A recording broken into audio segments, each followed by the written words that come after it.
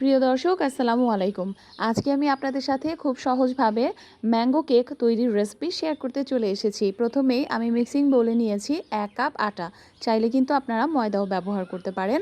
তারপর দিয়েছি 1 চা চামচ বেকিং পাউডার আর দিয়েছি 1.5 টেবিল চামচ পাউডার মিল্ক আর দিয়েছি সামান্য লবণ। এখন সবগুলো শুকনো উপকরণ খুব ভালোভাবে চেলে নিব। একটা কেক পারফেক্টলি তৈরি করার জন্য স্টেপ বাই স্টেপ সবগুলো কাজ করে নিতে হয়। প্রথমেই কিন্তু শুকনো উপকরণগুলো চেলে নিলে এটা পরবর্তীতে খুব কাজে আসে আর এই যে কেকটাও পারফেক্ট হয়। তো আমি একবার চেলে নিয়েছি, আপনারা চাইলে কিন্তু 2বার চেলে নিতে পারেন। এখন হ্যান্ড হুইস্কের সাহায্যে সবগুলো শুকনো উপকরণ খুব ভালোভাবে মিশিয়ে চলে যাব লিকুইড যে ফর্মটা রয়েছে সেটা তৈরি করার জন্য।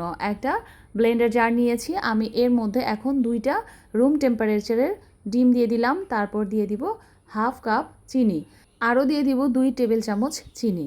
চিনিটা আপনাদের টেস্ট অনুযায়ী কম বেশি করে দিয়ে নেবেন। তারপর দিয়ে দিলাম হাফ কাপের মতো সাদা তেল, সয়াবিন তেল, আর দিয়ে দিলাম 1 চা চামচ ভ্যানিলা এসেন্স। আমার কাছে ম্যাঙ্গো ফ্লেভারের এসেন্সটা ছিল না, আপনাদের কাছে যদি অ্যাভেলেবেল থাকে আপনারা দিয়ে দিবেন। তবে ভ্যানিলার সাথে ম্যাঙ্গোটা মন্দ হয় না, খেয়ে তো দেখলাম ভালোই লাগছিল। আচ্ছা, এরপর দিয়ে দিলাম একটা আম আস্ত এভাবে টুকরো করে নিয়ে আমি সবগুলো উপকরণ একসাথে ব্লেন্ড করে নিয়েছি। তারপর হঠাৎ করে মনে হলো হাফ কাপ লিকুইড মিল্ক দেওয়ার কথা ছিল, আমি তো সেটা ভুলেই গিয়েছি। তারপর দিয়ে আরও 1 মিনিট ব্লেন্ড করে নিয়ে এখন এই লিকুইড ফর্মটা আমি একটা বাটিতে ঢেলে নেব। আর তারপর ওই যে শুকনো উপকরণগুলো সেখানে পুরোটা দিব না, হাফ হাফ করে দিয়ে এটাকে আমি মিশিয়ে নিব। একবারে যদি শুকনো উপকরণটা দিতে যাই তাহলে কিন্তু ভেতরে অনেক সময় লাম্পস থেকে যায়।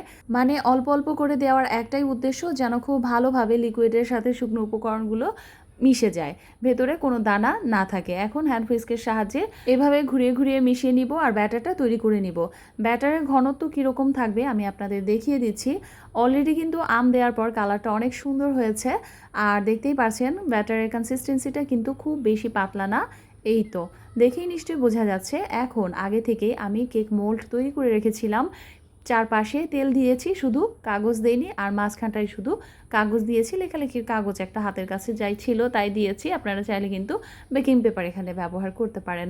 সবটুকু ব্যাটার কেক মোল্ডে দিয়ে আমি একটু ট্যাপ করে নিলাম যেন ভেতরে ইয়ার বাবলসগুলো মিশে যায়। এখন ওভেন আমি 180 ডিগ্রি তাপমাত্রায় 10 মিনিট প্রিহিট করে রেখেছিলাম, আর কেক দেওয়ার পর মানে ব্যাটার দেওয়ার পর আমি এটাকে আরও 40 মিনিটসের মতো অ্যারাউন্ড আমি কুক করে নিয়েছি। 40 মিনিট বেক করে নেওয়ার পর আমার কেকটা সম্পূর্ণভাবে তৈরি হয়ে গিয়েছে, আর দেখতেই পাচ্ছেন এটার কালার কতটা সুন্দর হয়েছে।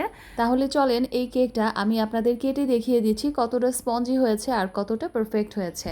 প্রিয় দর্শক, কোনো রেসিপি কিন্তু একবারে যদি পারফেক্ট না হয় হতাশ হওয়া যাবে না, অবশ্যই পরবর্তীতে আবার ট্রাই করতে থাকতে হবে।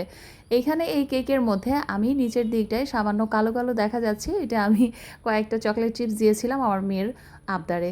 তো যাই হোক, আজকের ইজি রেসিপিটা এই পর্যন্তই। সবাই খুব ভালো থাকবেন। আল্লাহ হাফিজ।